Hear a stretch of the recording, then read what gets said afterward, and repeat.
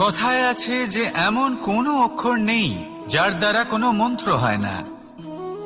এমন কোনো বনস্পতি নেই যা নিজেই একটা ঔষধি নয়। পৃথিবীর এমন কোনো ব্যক্তি নেই যার মধ্যে কোনো যোগ্যতা থাকে না। শুধু প্রয়োজন হলো যে ব্যক্তিকে আমরা খুঁজে চলেছি তাকে সঠিকভাবে চিনে নেওয়া। যদি তার যোগ্যতা, তার বিশেষত্ব আমরা বুঝতেই না পারি, তাহলে আর লাভ কি রইল? এই সংসারে এমন অনেক ব্যক্তি রয়েছেন যারা ছোট ছোট অসফলতার কারণে আপনাকে এটা বলে দেবে যে আপনি কোনো কাজের নন, আপনি হলেন মূর্খ, আপনি কিছুই করতে পারবেন না। এইসব কথায় কখনোই বিশ্বাস করবেন না, কারণ আপনি এবং প্রত্যেকটি জীব এই পরমাত্মা এবং এই প্রকৃতির সৃষ্টি, যা অত্যন্ত বিশেষ। যদি আপনাকে উদাহরণ দিই তাহলে একদিকে আছে তরোয়াল, একটা বড় লম্বা তরোয়াল যার দ্বারা যুদ্ধ করা যায়, জয়লাভ করা যায়। আর অন্যদিকে রয়েছে একটা ছোট্ট সূচ, কিন্তু যে কাজ একটা ছোট্ট সূচ করতে পারে তা একটা তরোয়াল দ্বারা সম্ভব নয়। এর অর্থ হলো এটাই যে প্রত্যেকটা রচনা অত্যন্ত অমূল্য এবং অত্যন্ত বিশেষ হয়। তাহলে বিশ্বাস রাখুন যে আপনি অত্যন্ত বিশেষ একজন, আর প্রেমের সাথে বলুন রাধা রাধা। এটা হলো ধান গাছ। এর থেকে যে চাল উৎপন্ন হয় তা মানুষ গ্রহণ করেন। আর এটা কি? এ হলো জংলি ঘাস। একবার ভেবে দেখুন, যদি এই জংলি ঘাস ধান গাছের আশেপাশে থাকে তাহলে কি হবে? ধান উৎপন্ন হতে পারবে? তা উৎকৃষ্ট হতে পারবে? আমরা কি তা গ্রহণ করতে পারবো? কখনোই নয়। এই জংলি ঘাস ধানকে নষ্ট করে দেবে, কিন্তু নিজে জীবিত থাকবে। এটাই হলো আজকের শিক্ষা। এই সংসারে যদি আপনি নীতির পথে চলতে চান, উচিত কর্ম করতে চান, সংসারকে সেবা করতে চান, তাহলে জংলি ঘাসের মতো ব্যক্তিদের থেকে সবসময় দূরে থাকতে হবে। সেই ব্যক্তি যারা দুর্নীতি এবং মিথ্যা দ্বারা পরিপূর্ণ, যাদের ব্যবহার অশুভ, যাদের অনেক অশুভ গুণ রয়েছে, তারা সঠিক নয়। সেই সকল ব্যক্তি যাদের চরিত্র অত্যন্ত দুষ্ট হয়, তারা হয় শুভ চরিত্রের ব্যক্তিকে একদম নষ্ট করে দেয়, নয় নিজের মতো বানিয়ে তোলে।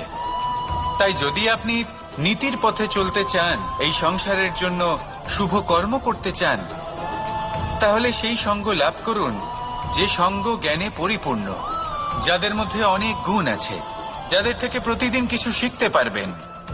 এমন ব্যক্তির সাথে জীবন অতিবাহিত করুন। দুরাচারীদের থেকে দূরে থাকুন।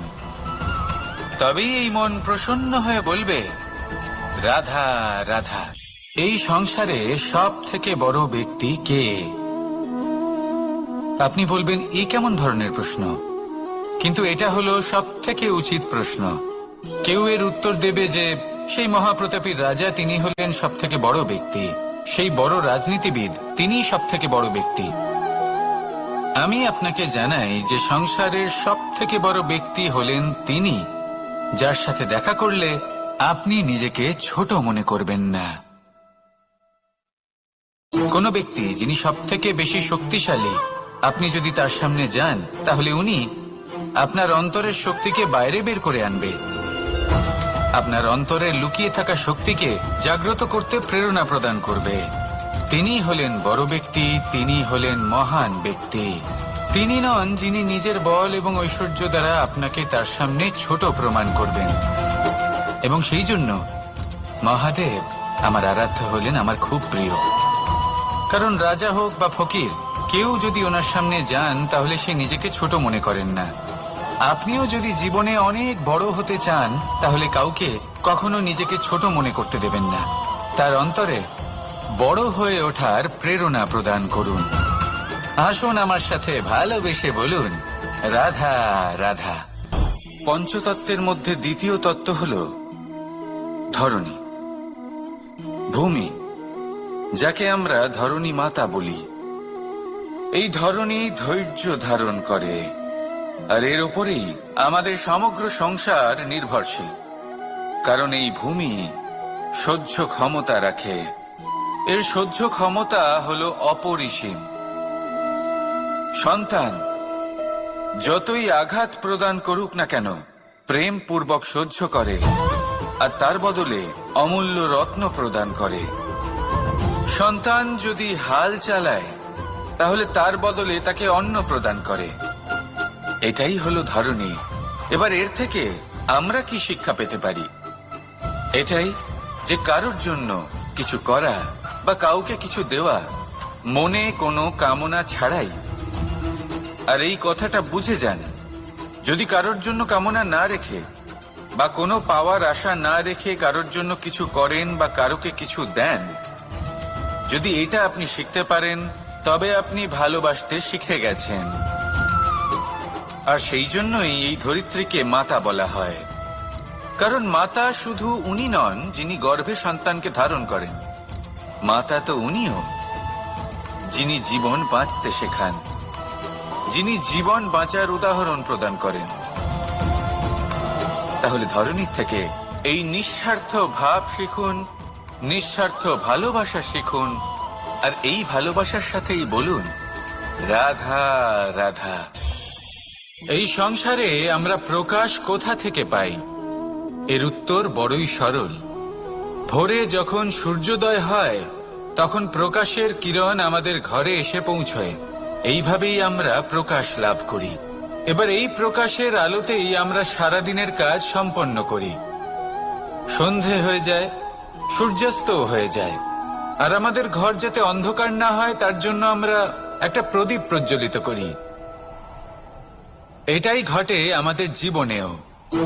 এবার প্রবাহমান আয়ুর সাথে আমরা আমাদের অন্তরে যদি একটা প্রদীপ প্রজ্বলিত করে নিই তাহলে বিষয়টাই অন্যরকম হবে। এবার আপনি বলবেন কোন প্রকাশের কথা বলছি যে আমাদের অন্তরে জাগ্রত করা সম্ভব? আমাদের আত্মার মাঝে প্রেমের প্রকাশ জাগ্রত করার কথা বলছি। কারণ আমাদের এই জীবন এও হলো দিনের আলোর মতো। আজ প্রকাশ আছে কিন্তু কোনোদিন অবশ্যই অস্ত হবে। কিন্তু অস্ত হবার আগে যদি আমরা আমাদের আত্মার মাঝে প্রেমের এই প্রকাশ উজ্জ্বলিত করে নিই তাহলে আমাদের সন্ধ্যাকালও আমরা আনন্দে এবং প্রেমে যাপন করব। তাহলে আসুন আর আমার সাথে ভালোবেসে বলুন রাধা রাধা। সূর্যের প্রকাশ অন্ধকারকে দূর করে দেওয়া সেই মহানায়ক। এই সূর্যের প্রকাশ যখন পৃথিবীতে এসে পৌঁছয় কি হয়? এই পৃথিবী জেগে ওঠে, প্রত্যেক প্রাণী জেগে ওঠে, মানুষ জেগে ওঠে, নিজের কর্ম করেন, জীবন যাপন করেন। এই ঘুমের মৃতপ্রায় স্থিতি কাটিয়ে উঠে জীবন যাপন করতে শেখেন। এটাই হলো প্রভাব সূর্যের প্রকাশের। এবার এই প্রকাশ যে সূর্যের থেকে পাই তিনি কি করেন? তিনি নিজেকে জ্বালান আমাদের জীবন প্রদান করার জন্য। প্রত্যেকটা মুহূর্ত তিনি তাপ সহ্য করেন আমরা যাতে সেই প্রকাশ লাভ করি। এটাই হলো জীবনের সারমর্ম। যদি আপনিও এই সংসারে প্রকাশ ছড়িয়ে দিতে চান তাহলে আপনাকেও তপ্ত হতে হবে, নিজে জ্বলতে হবে, সেই কর্ম করতে হবে যেটা কঠিন হতে পারে কিন্তু আসলে শ্রেষ্ঠ।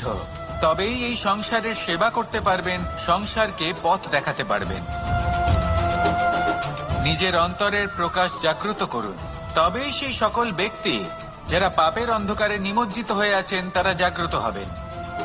সেই সকল ব্যক্তিকে জাগিয়ে তুলুন, প্রেরিত করে তুলুন সুখী হওয়ার জন্য যারা সুখী হতে পারছেন না। সেই সকলকে প্রেরিত করুন সাফল্য লাভের যারা সফল হতে পারছেন না। নিজের অন্তরের সূর্যকে জাগ্রত করুন, চারিদিকে শুধু প্রকাশই প্রকাশ হবে, জীবনই জীবন থাকবে, আনন্দই আনন্দ থাকবে, আর এই মন বারবার প্রসন্ন চিত্তে বলে উঠবে রাধা রাধা।